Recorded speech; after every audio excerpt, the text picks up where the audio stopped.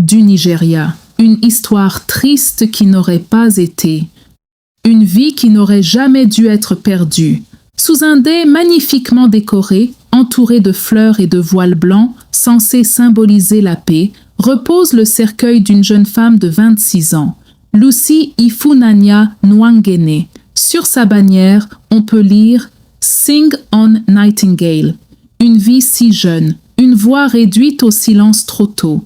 Ce n'est pas seulement une scène funéraire, c'est un acte d'accusation nationale. Ifunanya n'a pas perdu la vie parce que son état était mystérieux. Elle n'est pas morte faute de traitement. Elle est morte, comme beaucoup d'autres au Nigeria, parce qu'un médicament aussi essentiel et vital que l'antivenin n'était pas disponible au moment où elle en avait le plus besoin. Et cela devrait tous nous interpeller. Une mort évitable. La morsure de serpent n'est pas une urgence inconnue. Elle n'est pas rare dans les zones rurales et semi-urbaines. Elle n'est pas imprévisible. L'Organisation mondiale de la santé classe l'envenimation par morsure de serpent comme une maladie tropicale négligée. Elle est évitable, elle est traitable, mais seulement si les systèmes fonctionnent. Dans de nombreuses communautés nigérianes, l'antivenin est rare, mal distribué, périmé ou totalement indisponible. Certains hôpitaux ne le stockent pas. Certains agents de santé ont une formation limitée sur les protocoles de prise en charge des morsures de serpent. Les familles sont contraintes de courir d'un établissement à un autre, perdant de précieuses minutes pendant que le venin se propage dans le sang. Chaque minute compte. Chaque retard augmente le risque de défaillance organique, de lésions tissulaires, de paralysie et de décès. Ifunanya aurait appliqué une méthode traditionnelle simple de premier secours, limiter les mouvements et ralentir la propagation du venin.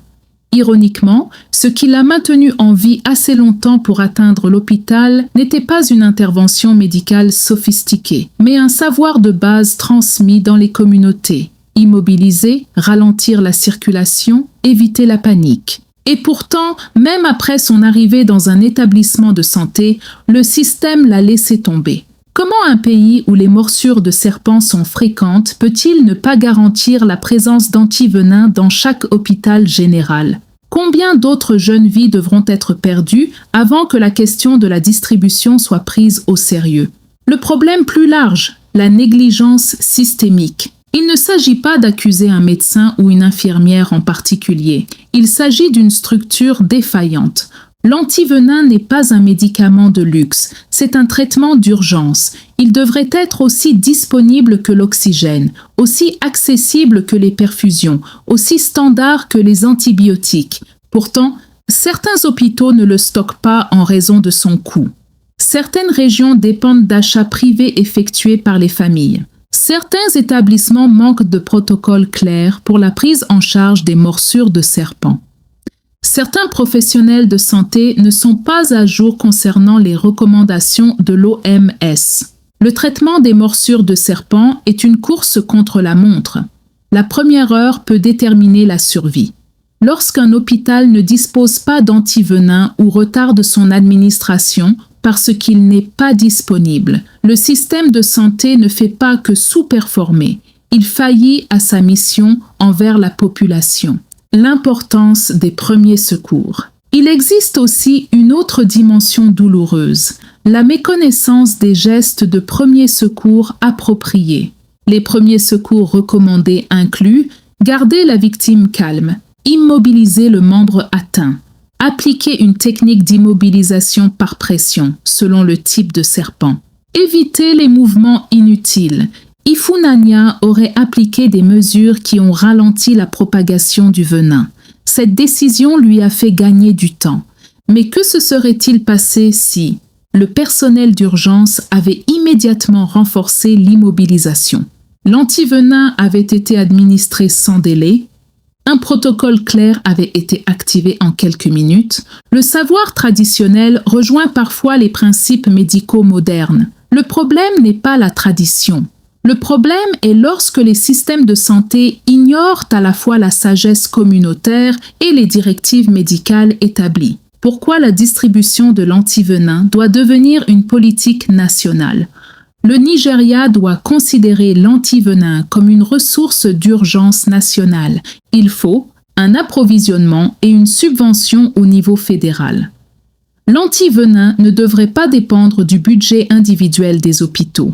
Un stockage obligatoire dans tous les hôpitaux généraux et universitaires, en particulier dans les régions à forte incidence de morsures. Un suivi rigoureux de la chaîne du froid. L'antivenin doit être conservé correctement et remplacé avant expiration. Des protocoles d'intervention d'urgence visibles. Chaque service d'urgence devrait disposer d'un algorithme clair de prise en charge. Une éducation du public.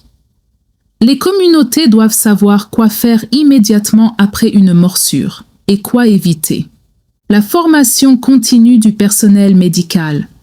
La mise à jour régulière des compétences en gestion des morsures de serpents doit être obligatoire. Un pays capable d'organiser des élections nationales peut organiser la distribution nationale d'antivenin. Un pays capable de répondre rapidement à des crises politiques d'un autre pays peut répondre à une crise sanitaire évitable. Une jeune femme qui méritait de vivre. Regardez cette mise en scène funéraire. Les fleurs, les voiles blanches, le thème musical « Sing on Nightingale ». Cela parle d'une personne aimée, talentueuse, dynamique, pleine de rêves. À 26 ans, elle aurait dû planifier son avenir et non être évoquée au passé. Sa mort ne doit pas devenir une simple tendance sur les réseaux sociaux. Elle doit marquer un tournant. Car la vérité est inconfortable. Ifunanya n'est pas morte uniquement du venin. Elle est morte du retard, du manque, de la négligence systémique. Transformer le deuil en plaidoyer. Si son histoire doit avoir un sens, elle doit pousser les gouvernements des États à auditer la disponibilité de l'antivenin. Les autorités fédérales ont créé un stock national stratégique. Les institutions médicales à revoir leur préparation aux urgences. La société civile a exigé des comptes. Aucune famille ne devrait enterrer un enfant parce qu'un hôpital manquait d'un sérum vital. Aucune jeune femme de 26 ans ne devrait mourir à cause d'une défaillance logistique. Réflexion finale. Derrière chaque statistique, il y a un visage. Derrière chaque échec politique, il y a un cercueil. Derrière chaque mort évitable, il y a une question. Pourquoi cela n'a-t-il pas été corrigé plus tôt? La vie de Lucy Ifunanya Nwangene doit compter au-delà de la compassion. Elle doit compter suffisamment pour déclencher des réformes. Si le Nigeria valorise réellement la vie de ses citoyens, l'antivenin doit devenir non négociable dans chaque hôpital. Que son âme repose en paix, que son histoire éveille les consciences, et qu'aucune autre famille ne se tienne sous un tel dais pour la même raison.